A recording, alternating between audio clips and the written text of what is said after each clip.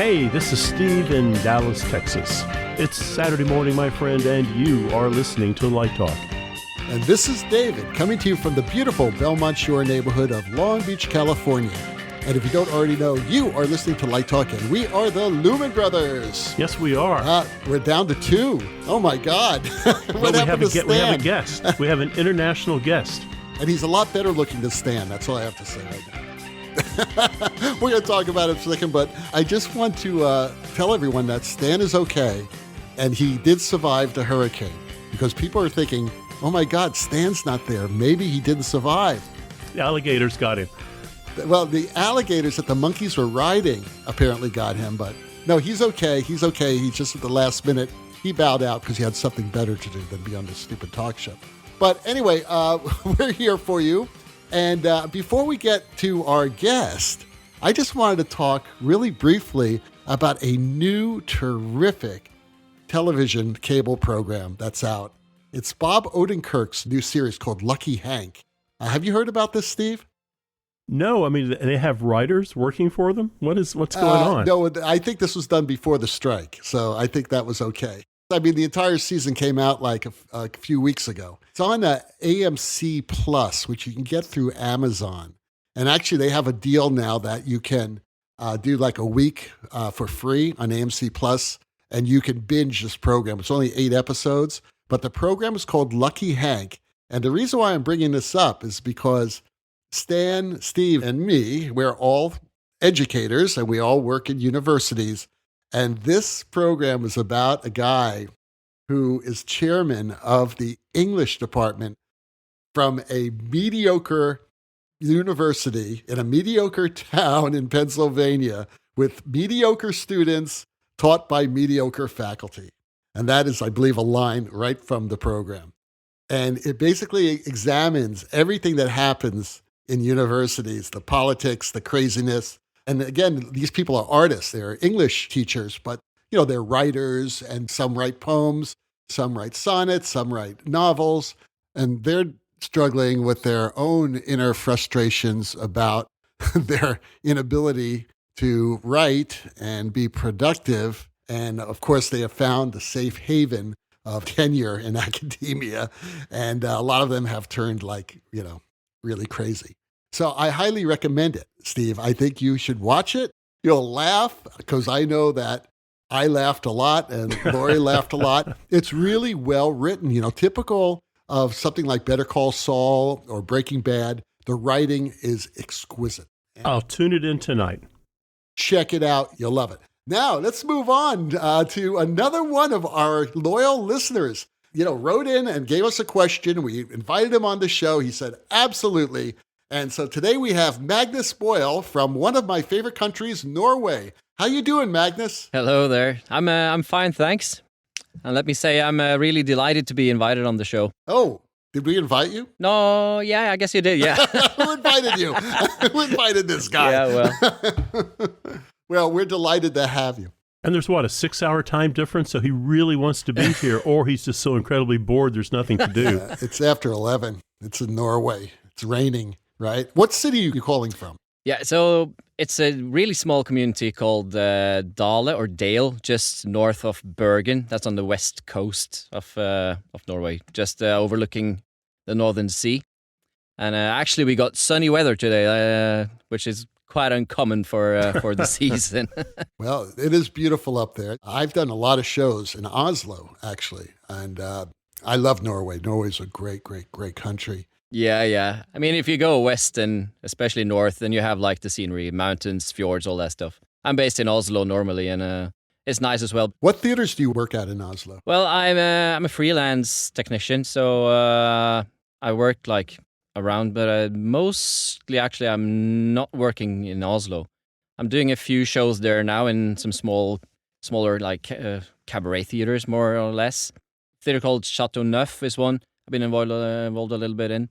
Also one called the Christiania Theater, which is also a smaller theater. Now you said you're a technician, but do you also do lighting design as well? Yeah, so over here, I mean, most people are doing a bit of everything. I do some design, I do some programming, I do work as a technician and like a multi guy, you know. You got to be nowadays. Yeah. It's one of the things that we're talking about. You look like you're a very young guy. Are you in your 20s, your 30s? Well, I'm early 30s. I'm 33, okay. 33 years old. Yeah. All right. So you're the prime age then, right? That's Yeah, good. let's call That's it good. that, yeah. And what type of schooling did you have to learn theater? Yeah, so to learn theater, I actually have no formal education at all. I started out quite early, Mhm. so it's experience-based, most of it. So, like my formal education will be in music. I did a music high school. I saw that. What do you play? What's your So instrument? I used to play drums all until I finished or graduated high school. But I've been playing keyboard and piano. I'm a keyboard player as well. Yeah, nice. So are you in a band? Do you play with a group of musicians? You jam? Do Not you- at the moment, no. Have you found it easier to step into a design mode, by having a musical background? Well, I definitely feel that way, especially doing more musical stuff, bands, live concerts, stuff like that. I definitely feel I have an advantage from being a drummer. Then, from a design perspective, with moods and pick of color, stuff like that, obviously, I also feel a bit of an advantage having a musical background. It's a lot easier, isn't it? Well, I guess it depends where you come from and what background you have. And it's also an advantage that it opens you up to genres like dance and opera and things like Yeah, that. definitely. That you're ahead of the time. And if you know how to read music and follow scores, that helps a great deal as Yeah. well. So that's cool, man. That's cool. That's really cool. So it's great to have you on the show. Steve, do you have any questions right off the bat for Magnus? No, I mean he's given us that background in music, Yeah. so that's been his doorway into lighting design, and it looks like kind of the doorway into his question too. So that sounds like a great segue, Steve. So Magnus, why don't you ask us your question? We'll see if we can answer it. Yeah, sure. So I've been asked to do a concert tour through Canada and North America. This is with like an experimental jazz guitarist and his band. Although it's not confirmed yet, it got me thinking towards like how the US works in terms of like union theaters, non-union. Like if there's any special things for me to consider coming from overseas. Any like huge traps to walk into or what to expect, really. Well, it sounds like you're doing something you know something about, so that always helps. The big difference I've noticed is that, at least in the Netherlands, when I get there, it seems like every theater wants to start the day by having a cup of coffee and a cigarette and spend maybe 5 or 10 minutes talking about what the day is going to be like. And I like that because it gives the person in charge, the steward, information about how to pace the day, and the crew know how to pace themselves. I think that would be good for your American stagehands to take a few minutes and just say, this is what we're going to do today, and this is kind of the order that we're going to do things in. Sometimes, it depends on the city you're in. Sometimes the stagehands just want to get to work, and it feels like they're rushing along kind of head first into something. And I think that's because everyone's always really worried about time. And I used to be too, until I started working in Europe. And then I realized I shouldn't be worrying about time all the time. I should just be worrying about what I need to get done and help the hands do their job too. So I think the clearer you can be, we're going to do this first and this second, and when do we do the morning break? And they'll tell you. I think just communicating with them, the thing you're already doing. I mean, you already have tremendous control of the English language, so I don't think there's going to be any language problems with you. And it's each venue is going to be different. I think that's the hardest thing, is unless you're carrying a console with you, you're going to bump into 4 or 5 different types of consoles. So that can be a little disconcerting, sitting down and all of a sudden you have a console that you've never really used before. So I think that's the hardest thing, maybe, is consoles.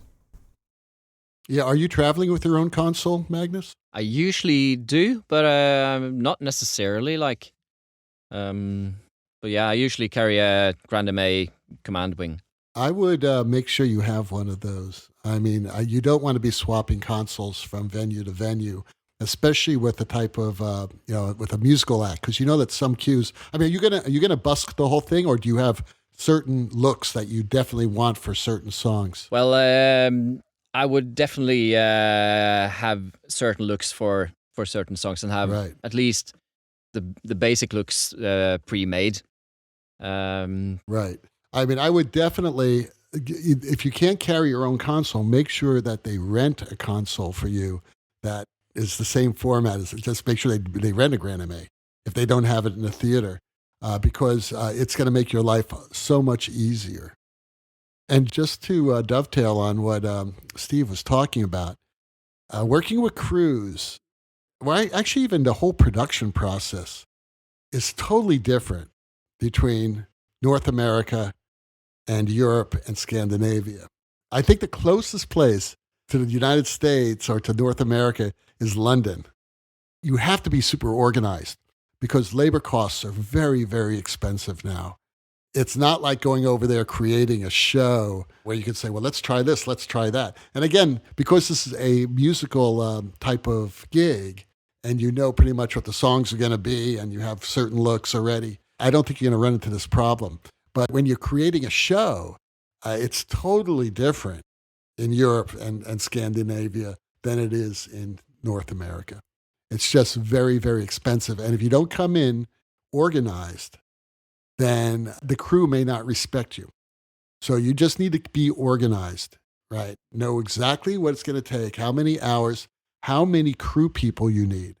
So make sure that you get way in advance, even before you leave, okay? Or order the equipment that you're going to have. Make sure you have all of your production schedules with how many people are on the crew, how many people will focus for you, how many people will be there for the load in, how long it normally takes for them to load in a rig of, 100 fixtures, so that you know what you can do within that time. Because if all these venues are saying, well, you're going to have 4 hours to hang the show and then 5 hours to cue it, and then one of those venues says, no, you have 1 hour to load the show in, and then you've got 30 minutes to cue it, which it may be the case, that may be it. You need to then think about way in advance how you're going to deal either with the entire tour or that one venue. Now, normally what people do is if most of the venues have a limit, like let's say they're all coming in right at around 10 hours, and then one venue does 2 hours, and then you go 10 hours, then you could do something with that 2-hour venue different.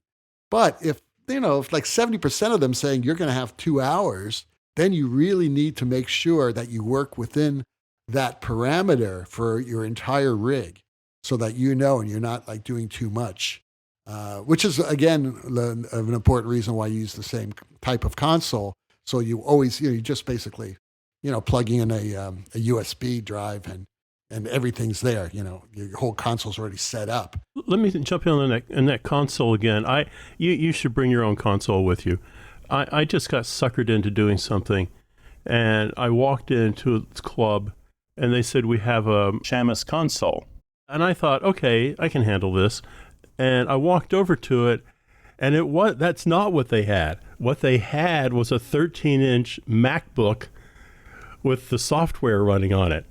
Oh, that's even better. Oh God, I was just happy to get a happy look and a sad look. It was like me and that little console. They didn't even have a damn mouse. There was just nothing except, like a one-page owner's manual. So that was pretty damn scary. So if you can take that stress away from you, at least you're in control. It may not be a light that you know anything about, But I mean, that doesn't matter because you're going to program it and figure out what it does. But man, if you're having to hunt and peck on the console, that's a bad evening. That's like saying you go into a venue, right, and you're playing a gig, and they say, "Oh yeah, we have a piano. Don't worry about it." Really, what type of piano? Oh no, it's a piano. It's a grand piano. I said, "Oh, okay, that's okay. Is it in tune?" "Oh yeah, it's always in tune." I said, "Okay." You walk in and it's like a little Casio keyboard that says grand on it. You know what I mean? And it's like 76 keys instead of 88. You're like saying, "Oh my God, it's a disaster." Yeah, you don't want to be surprised like that. The crew part is really what I want to make sure I do right. So definitely like having a proper schedule going and good agreements. But is there anything like in general that I can expect? I mean, from working hours or what I can ask of people, so to say? Well, you need to find out first of all, if they are a union crew, if they're by IATSE Right. crew. And then you need to ask what their rules are. How many hours do they work before a break? How long are their breaks? When do they go into meal penalty? Yeah, because all these things will change from theater to theater, or They will change from theater to theater. It just depends on whatever the collective bargaining agreement is for that theater and that crew. So definitely find out about all of that. If you're doing a lot of these club dates, you should go ahead and contact the clubs or the promoter, whomever, and have them send you a light plot. They need to send you what's in the air. So you can go to the first club and there's 100 Vera lights there, and you think, "Oh, this is great." And then you go to the next club and they've got 10 Parcans. You can be thinking about what you want to accomplish in the day, as opposed just to walking in and you're surprised every time you walk into the theater, because it's not that you can't handle it, but that does take 30 or 45 minutes to kind of figure out, okay, how am I going to solve all these problems? So if you can get a light plot from every theater, you know what you're getting into. And you can even send them a note back and say, "This is great. I normally use a 3-color back wash and a 2-color front wash." And you can just tell them, "This is what I normally do." And they can possibly either have it ready for you or they know what they're setting up that day when you walk into the theater. I think the thing that's kind of sacred is going to be the sound check. Whatever the sound check time is, you've got to be finished by then with lighting, so a sound check can take place. And again, stagehands need to know that. They need to know they've got 4 hours to set the lights, and you've got a realistic agenda. You're not asking them to do 7 hours worth of work in 4 hours. You're asking them to do what can be accomplished in 4, and hold to that schedule. It's also, I think David may have mentioned it, it's also a good idea to find out how many stagehands you'll have at each venue. So if you go into one club and they've got an audio guy and a lighting guy, and that's it, it's just the 3 of you, and that's going to be a long, lonely day. But if they come back and say, "We normally have 3 people in lighting and 2 in sound," then that's not so desperate. And again, if you know that before you walk into the theater, you can make these decisions about what is realistic to get done. Yeah, all good points. Thanks. Okay, great. So we have another question here. Janine from Portland asks, "With many of the regional theaters cutting back, I am finding it more and more difficult to find theater design gigs. So I'm giving up. How can I transition to television broadcast lighting?" Well, Janine, that's really smart, actually. How can you transition? Well, there are numbers of ways. First of all, do you have any experience doing that at all, or do you know anything about it? One of the great things, I told the story before. I'll tell it really quickly. 30 years ago, I had a girlfriend in Mobile, Alabama, and she was a television reporter. And she asked me, she said, "Hey, by the way, they're looking to build a new studio." It's like an NBC affiliate. And they're looking for a lighting consultant. Could you do that? And I said, "Of course I could do it." Right? She goes, "Okay, great. I'll hook you up with the person who's doing the construction, the whole design thing." And I didn't know anything about broadcast lighting. I knew nothing. So I lied. But I knew it was a job and it was going to be good experience. So what I did was I started calling friends and people I knew who were broadcast lighting designers. and they told me how to do it. Now, back then, it was a lot easier than it is now. And I'm not saying to actually accept jobs, do what I do. I don't think that was a really wise thing. It ended up turning out okay, but sometimes you learn on the job. But one of the things you could do, well, you're in Portland, so that's a pretty big city. So I would go to the affiliates and see if anyone is interested in hiring you as an intern. And I know it doesn't pay any money, but drive an Uber on your off hours, do something. But you need to get in. Getting in is like 80% of it. And if you can get in and start, meeting people, you start quilling cable, whatever it takes to do it. But you start in there, and you start learning, you start asking questions. Most people are pretty nice, and they will answer the questions. And just shadow the lighting directors, and find out what they're doing and why they do it. Understand color. There are many books that you could read about broadcast lighting. The book I read is Color and Light by Clifton Taylor. Well, yeah, that's a great one. Two friends of ours, Steve, Jeff Ravitz and James Moody, they wrote this fabulous book on broadcast lighting. That's a good book. That's a great book, and because you'll learn a lot about broadcast lighting from two experts. Also, you may look at the Studio School of Design to see if they have any courses on broadcast lighting. That's another great resource. But you need to get in, and getting in is finding out who's in town and getting to work with them. Since you mentioned Portland, I went ahead and clicked online. I would take a look at the Oregon Film Commission. And I know it's not directly television, but I would see what films and actually some television that's being shot in Oregon. And I'd cast my net there too, particularly looking for an internship.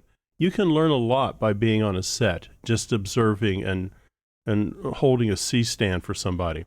So they're going to list everything that's being shot in the state. I would definitely take a look at the Film Commission there and see what's going on. And now's a good time to start looking. Magnus, do you have any suggestions for Janine? Well, they're all good points, and I can relate a bit. I think that's how I did it when I started out a few. Or not as few, actually, quite a few years ago now. But I would call people up, or if I had touring productions coming by the theater I was working, I did a lot of stagehand work and stuff like that early days. I would just ask them if they needed any hands on the tour. I mean, it would probably work the same in television with broadcast lighting. David, your point to what's local is important. People really like talking about themselves. And you'll be surprised if you chat with a television affiliate and whomever their production manager, lighting designer person is. Just be honest with them. I want to come by and see your work. I would love to come by and just sit quietly and maybe have a cup of coffee and you explain to me why you did what you did.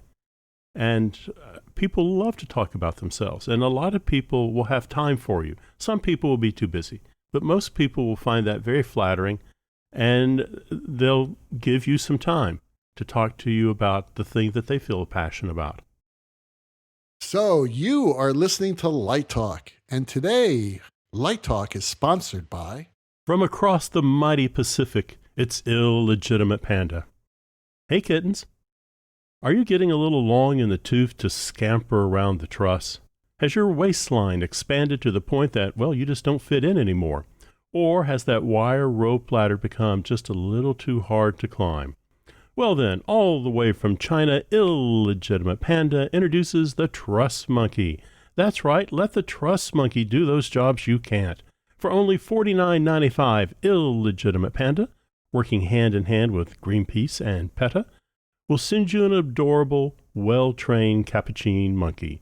Considered to be the smartest monkey on the planet, they can be trained to coil cable, use hand tools, and throw feces at the sound crew. Basically the stuff you already do. The capuchin monkey can learn to do just about anything. You can even train that little bugger to count your per diem. No kidding. They can actually be trained to use money. So when that mover refuses to strike, or that truss follow-spot operator has fallen asleep and needs to be smacked, unleash the Truss Monkey. Remember, insist on the original. Insist on the Truss Monkey. Tiny little toolkit, gloves, and safety harness optional. Okay. And now back to Light Talk. Well, normally you would hear our ducks and monkeys scampering about. But Stan apparently opened the cage doors during a hurricane, and now they are all gone. Even the pregnant monkeys, gone.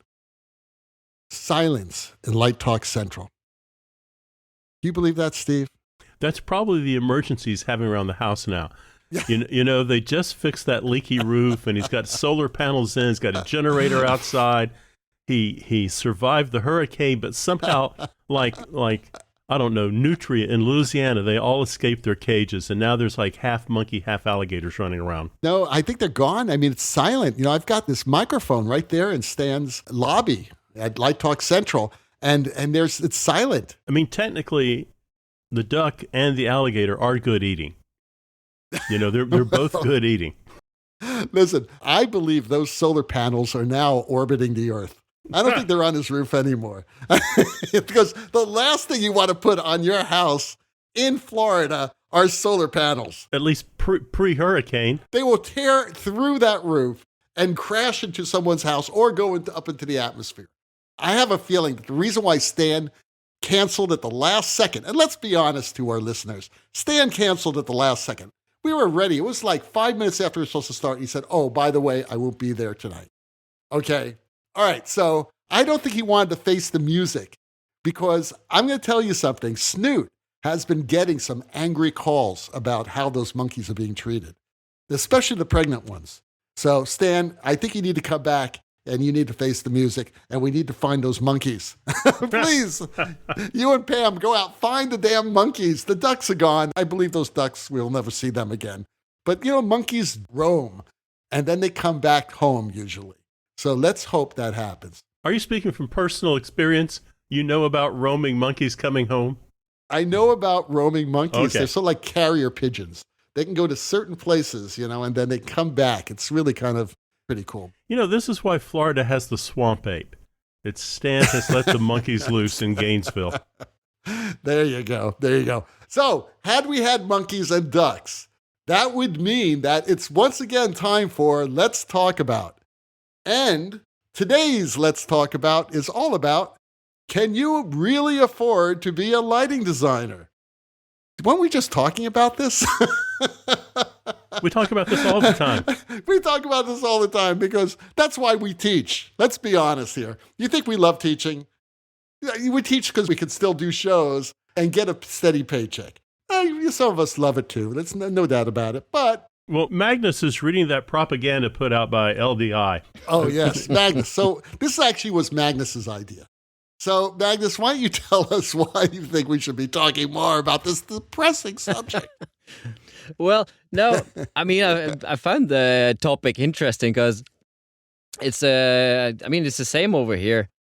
And with you guys having like steady or like a fixed contract, meaning you probably have some rights coming with that as well. Being like total freelance, it's you don't have all these social rights, or it's not easy to get a loan in the bank, stuff like that. Stability. And you know, I read an article today that in the United States, car insurance has almost doubled in the past year and a half. The insurance companies are trying to offset their losses, paying homeowners insurance claims from all the natural disasters that are happening now due to global climate change. It's ridiculous. I mean, people can't afford to drive their cars. In the United States, I don't know if it's this way in Scandinavia, Magnus, but it's illegal to drive without insurance. You must have insurance. It's the same here.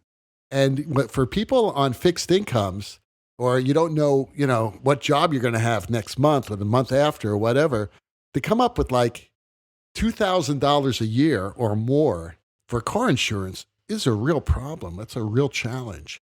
A lot of people going to one-car families because they can't afford a second car. It's unbelievable what's going on here. And now that people, it's always been tough. Even when Steve and I and Stan, we were, getting into the business back in the 80s, it was very challenging. But now it's even worse. And I hate to be a Debbie Downer on this one, but Magnus, this is this is your future, man. We talk about this all the time because that's why we're saying, do as many things as possible, learn AI, learn all this stuff so that you can be hireable.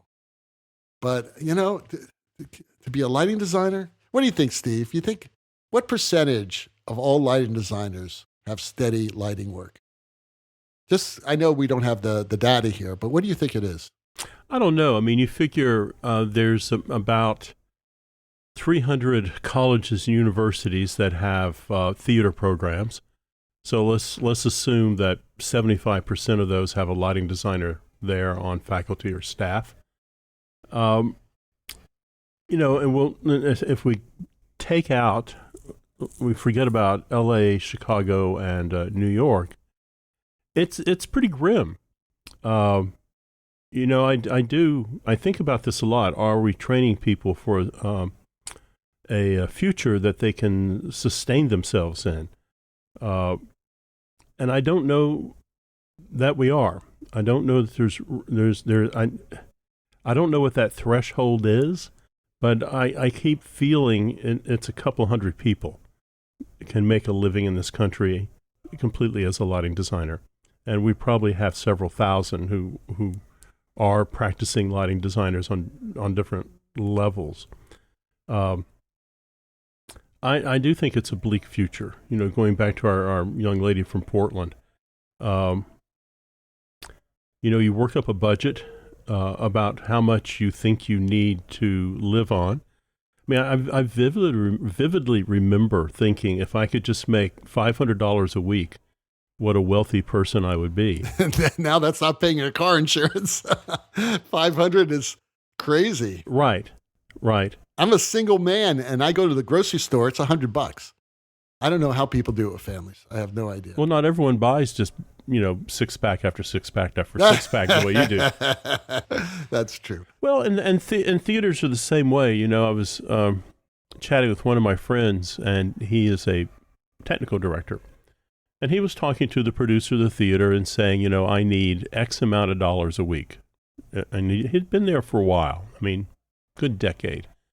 I need X amount of dollars a week. And the producer, nice enough guy, said, you're absolutely worth everything you're asking for, and I can't pay it. And if you walk out the door today, there'll be 20 people standing in line, and they'll be happy with half of what you're asking for. So maybe that TV film world is the place to go. It is. I mean, I certainly make a lot more money working on a small film, a little independent film, than I do working in the theater. And your hours are probably better. And I bet that's what Janine's going to end up doing. Magnus, tell us about how you're surviving. Well, I work a lot to start off, but the local union here, the last few years, have done a lot of work, trying to get at least a minimum wage for technicians, musicians, everyone in the industry, basically. And we start to see at least a standard coming into place. Obviously, there will still be a lot of productions that offer less, but it's starting to help. Personally, I think obviously that wage is still too low compared to how the prices in the society are rising. It's not only insurance, it's gas, it's electrical bills, it's like everything except salaries, especially in our line of work. And compared to the hours as well, it's far from what you could expect from call it a regular job. What would be a good salary for a technician in Norway in euros? So the minimum in Norway, or minimum recommended, would be that's 500 euros for a 10-hour day. I mean, lots of places in Europe that would be decent. In Norway, it's quite expensive. Yeah, that's like 50 euros an hour. So they call it the minimum recommended rate. So all the major rental companies or the major companies, they will charge more for a senior technician, or like the designer fees will be a little bit higher. So what I've done for my own sakes the last year or two, I rose my wages quite a bit, and obviously I lost a few jobs doing that, but also I got some more spare time out of it. And in the end, I didn't really lose any money, since the jobs I got paid more. But in the end, you have to deliver as well to be able to charge those fares. Yeah. Well, obviously you do deliver, so that's a good thing. There's also a shortage. I mean, after COVID and all, so it's really crazy. Yeah, a lot of here. people left the industry. They leave the industry there too. Oh yeah, lots of people. You know, and one other thing, most of the theaters are state supported. Is that correct? They're supported by the government. Yes and no, but the ones that aren't, there are a lot of programs or to apply for funds. So have you seen a lot of those theaters, the smaller ones that, I'm not talking about the Opera House. Yeah, no, I've been to a lot of the small ones. Are they cutting back their seasons? Have they found it necessary to say, we can't do 10 shows this year, we got to do 5 shows or 3 shows or even cancel the season? Have you seen any of that? Because that's what's happening in the United States. I think some of them have, but I'm actually missing that more theaters would cut some shows, because there aren't staff to cover it. Which obviously, right. So it's a staff issue. Obviously it will be more jobs for the ones that are left, but also no spare time or stuff like that. So the ones that are left are working around the clock, basically. I don't know if there's an answer to this. I really don't, except to try to do as many things as possible to understand, to make yourself more hireable, so that more about projections and more about programming and be a designer programmer. Yeah, and that's basically how it works over here as well. Like the big institutional theaters, like the Opera House, as you say, the National Theatre. Obviously, there will be more of a hierarchy. There will be a designer. There will be a programmer. There will be a master electrician, stuff like that. Right. See, I'm from the old school, because I'm from a time when programmers and designers were separate people. So still people in my generation. We expect to have programmers. We have to have programmers. Yeah. Until AI allows it, saying, "Hey, just give me a green wash coming from upstage left." Sounds nice. That'd be great. Yeah, right. I'll have to make that wash myself. There you go. So Steve has the final question of the day. It's Bruce in Kansas, and he writes, I'm in the market for some equipment. However, when I visit the used lighting sites, I see the phrase, as is. What does this mean? Am I buying trouble? Yes.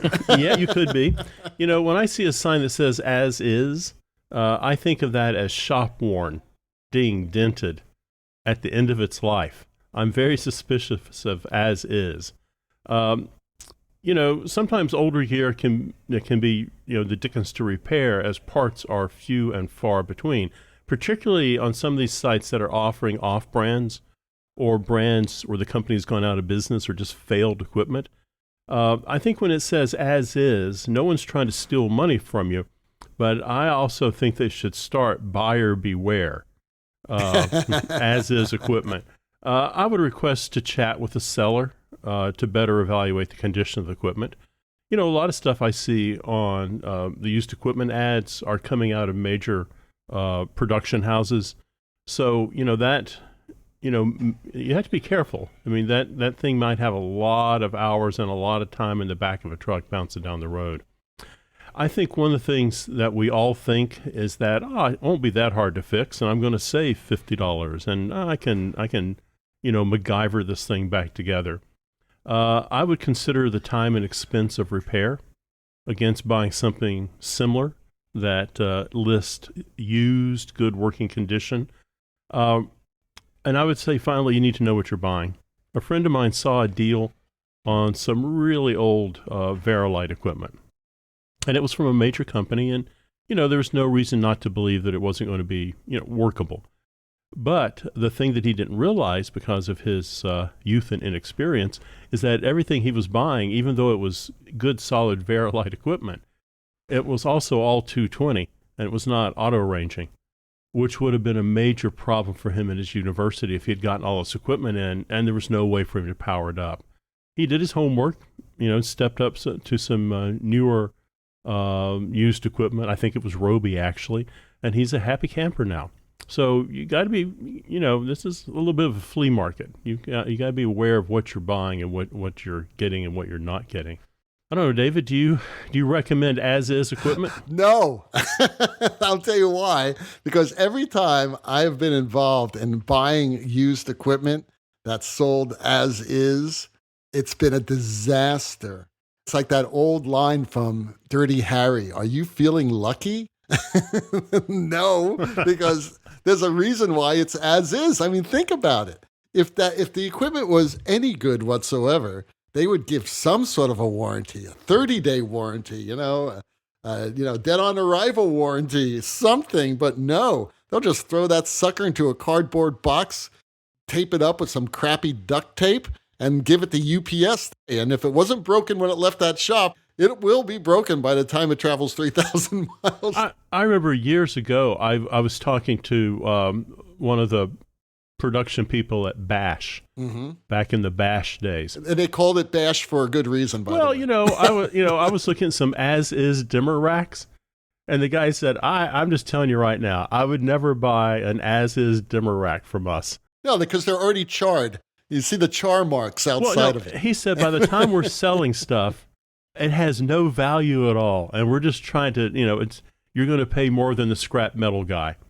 So he said, never buy an as-is console or an as-is dimmer. There was a company that I was working for many years, and they decided to buy a bunch of used VL1000s that came from a production house. And I said, that's the biggest mistake you'll ever make in your life. Just keep renting it. Just keep renting. No.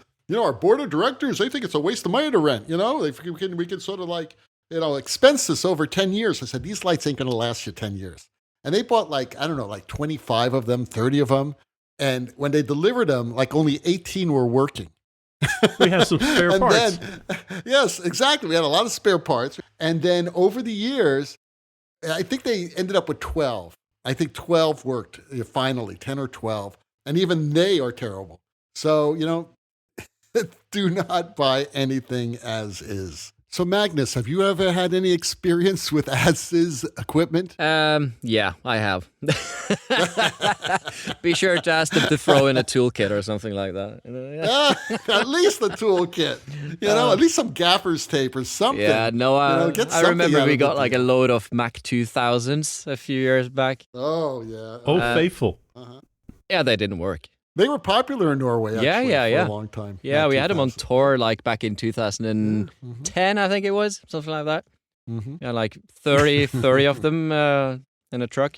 I hated that. They were heavy. Yeah. I think I used those guys. To tell you the truth. I think I was doing a show it wasn't in Oslo, but I was doing a show somewhere. I think it was in Venice. Right. And they had a bunch of Mac 2000s that were the biggest pieces of crap you've ever seen in your life. I mean, no light came out of them. Zero. No lumens would come out of them. You'd see that the lamp was on, but you could look right in there and sort of see a little flicker. And that was about it. I mean, it was just a mess. I mean, those lights are terrible. Yeah. Well, that's the whole point, isn't it? They never stop working. They just fade away. Yeah, just fade away. Well, sometimes they stop. They don't turn anymore. They're like MacArthur. They're an old soldier that just fades away. They just don't fade away. Well, Magnus, this has been great having you on the show today. It's been absolutely awesome. You're a really nice person. And by the way, is your tour coming through either Dallas or LA? I didn't get the tour plan yet, so I'll be sure to throw it out there. Let us know. Right. Yeah, sure. Let us know, because Steve's in Dallas. I'm in LA. Forget about Stan. He's in Gainesville. Nobody goes through that town. Might actually come by LA in a year or so with a different show as well. But look me up, all right? We'll have lunch, darling. Lovely. Well, the rocking sounds of the Luminoids tell us that once again you've spent another morning listening to Light Talk. You can hear our show on just about every podcast site out there. Check out our website at lighttalk.org and be sure to follow us on Facebook and subscribe to our podcast. That way you will not miss a second of Light Talk Insanity. No guarantee is offered regarding the accuracy of any statements or opinions made on this podcast. However, If you do decide to litigate, the Snoot Group, with the legal team of Sparks, Burnout, and Chase, will defend us until our retirement funds are depleted. Light Talk is written and produced by the Lumen Brothers, coming to you from Norway, Long Beach, and the Lone Star State. And be sure to join us next week when we talk about more lighting shenanigans, serve you more of our casserole of nonsense. Light Talk, broadcasting questionable Lumina knowledge and humor around the world. so we'll see you all next Saturday morning. Bye-bye from Light Talk.